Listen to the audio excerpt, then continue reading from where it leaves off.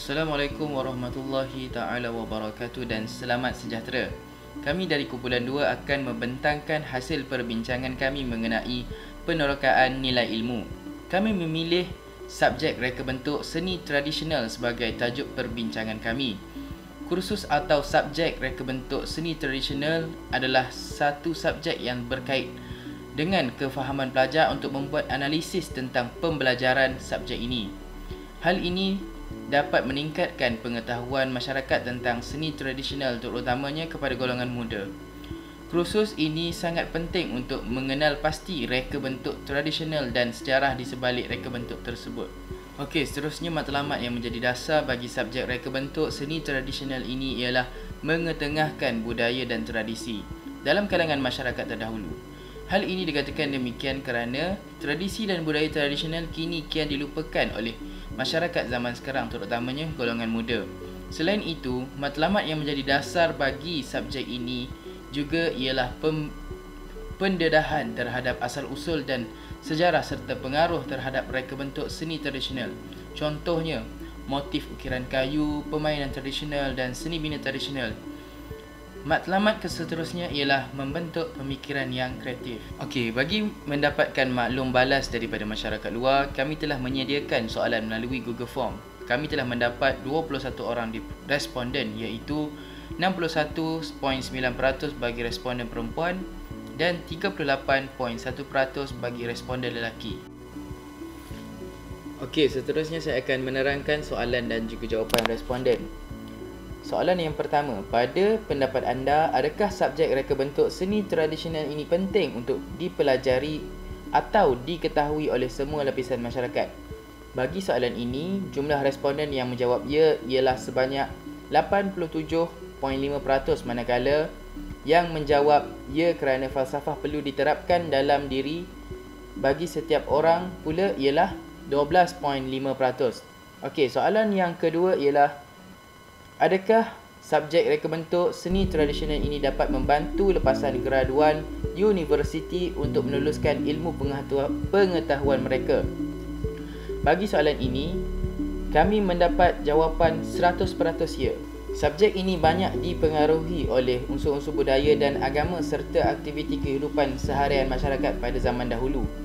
Betapa pentingnya falsafah dan mengharmonikan unsur budaya dan agama dalam kehidupan masyarakat dan sosial dari dahulu hingga ke hari ini. Subjek reka bentuk seni tradisional ini dapat membantu lepasan graduan universiti untuk meluluskan ilmu pengetahuan mereka. Subjek ini mengajar pelajar untuk mengkaji secara lebih mendalam mengenai sejarah asal-usul produk, kepercayaan dan simboliknya. Soalan ketiga berbentuk begini, adakah anda pernah mengambil mana-mana kursus reka bentuk seni tradisional mengikut mana-mana program berkaitan dengan subjek ini? 87.5% responden mengatakan ya. Tujuannya adalah untuk mengetahui sama ada responden sedar akan kewujudan dan pengaruh reka bentuk seni tradisional terhadap kehidupan harian mereka. Reka bentuk yang digunakan dalam penghasilan produk kebanyakannya memerlukan kemahiran dan ilmu yang cukup supaya produk berkualiti, bermakna dan adanya unsur nilai estetika. Oleh itu, bidang falsafah ilmu memainkan peranan yang besar terhadap perubahan cara berfikir dan tingkah laku seseorang individu dan masyarakat.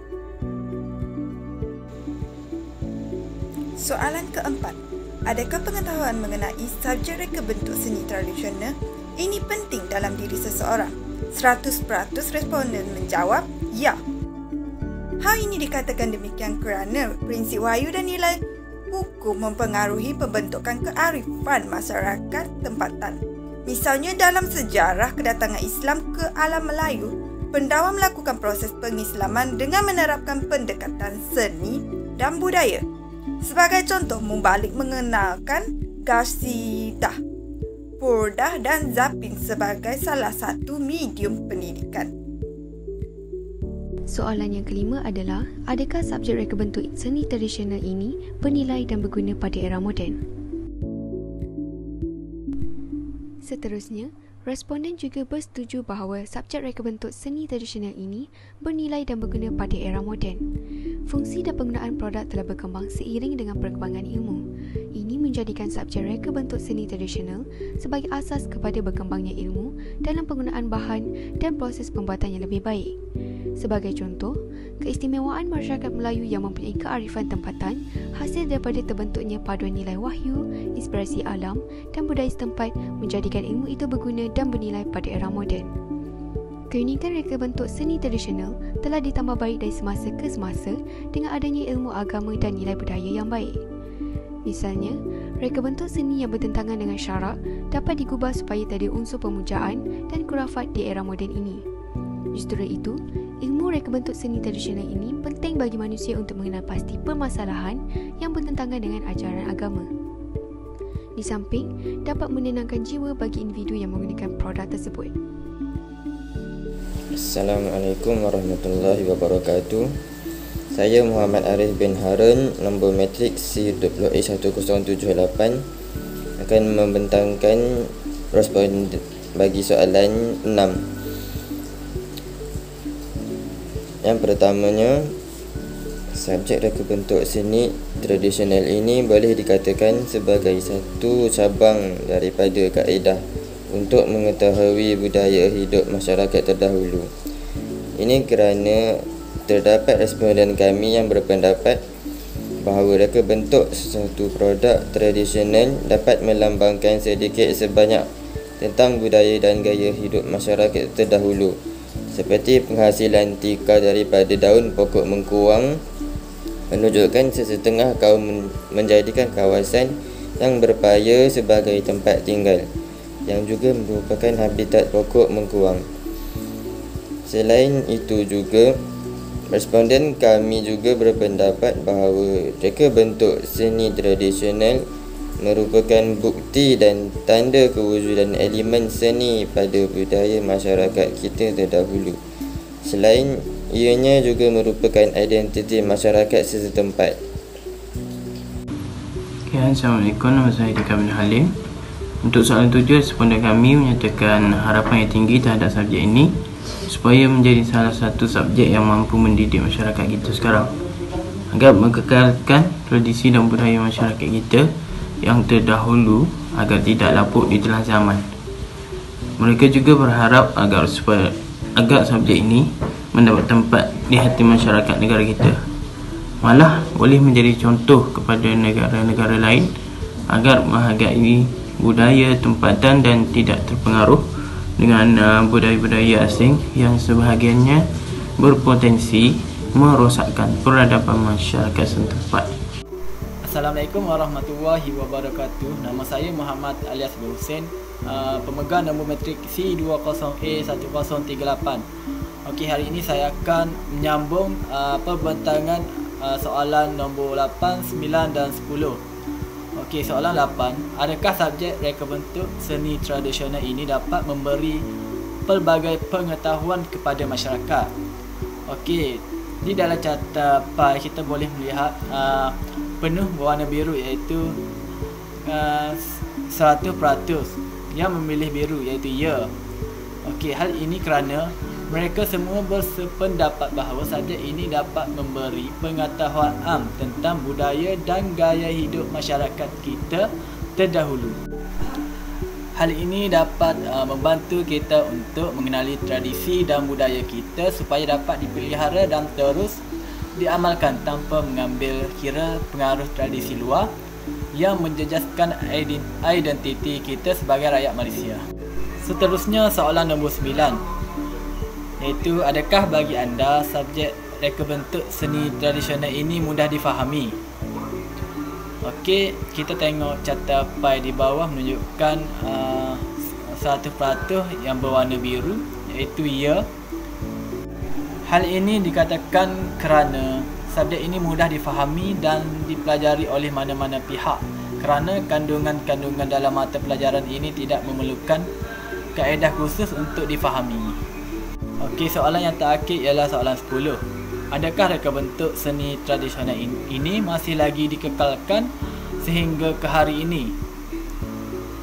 Okey, soalan ini juga menunjukkan responden 100% memilih biru, iaitu Ia menjawab ya. Okey, responden kami menyatakan yang reka bentuk dan seni tradisional ini masih lagi kekal sehingga ke hari ini. Okey, itu sahaja daripada saya. Sekian, terima kasih. Saya Tanashai, anak lelaki Wood, pemegang nombor matrik C20A1481. Saya akan membentangkan cadangan bagi penambahbaikan khusus reka bentuk seni tradisional. Cadangan ini dibahagi kepada 3 pihak, iaitu pihak kerajaan, pihak pensyarah atau guru-guru dan pihak pelajar itu sendiri. Pertama ialah pihak kerajaan. Kerajaan perlu mengadakan kursus atau package kepada pensyarah subjek reka bentuk seni tradisional. Tujuan kursus ini adalah untuk meningkatkan kualiti pensyarah dalam cara penyampaian syarahan kuliah ataupun aktiviti kepada pelajar. Yang kedua ialah pensyarah atau guru-guru. Pensyarah atau guru-guru perlu menambahbaikan proses pengajaran dan pembelajaran. Hal ini kerana dapat meningkatkan kefahaman pelajar dalam subjek reka bentuk seni tradisional tersebut. Pihak pensyarah atau guru-guru juga perlu menggunakan teknik bercerita ketika mengajar supaya pelajar dapat memberi perhatian ketika proses pengajaran dan pembelajaran berlaku. Selain itu, pensyarah juga perlu mendedahkan pelajar dengan tugasan atau aktiviti yang boleh meningkatkan kefahaman pelajar. Akhir sekali ialah pelajar. Pelajar perlu mencari maklumat yang berkaitan secara lebih mendalam untuk meningkatkan pengetahuan mereka melalui media massa, akhbar, buku dan lain-lain yang membolehkan pelajar mencari maklumat. Pelajar juga perlu mengaplikasikan ilmu tersebut dalam kehidupan seharian. Kesimpulan, reka bentuk seni tradisional ini amat penting bagi meningkatkan pengetahuan setiap individu tentang seni tradisional. Hal ini kerana masyarakat pada zaman kini kurang pengetahuannya tentang seni tradisional. Hal ini secara tidak langsung dapat mengukuhkan jati diri masyarakat, terutamanya golongan remaja. Oleh itu, khusus reka bentuk seni tradisional haruslah dikekalkan.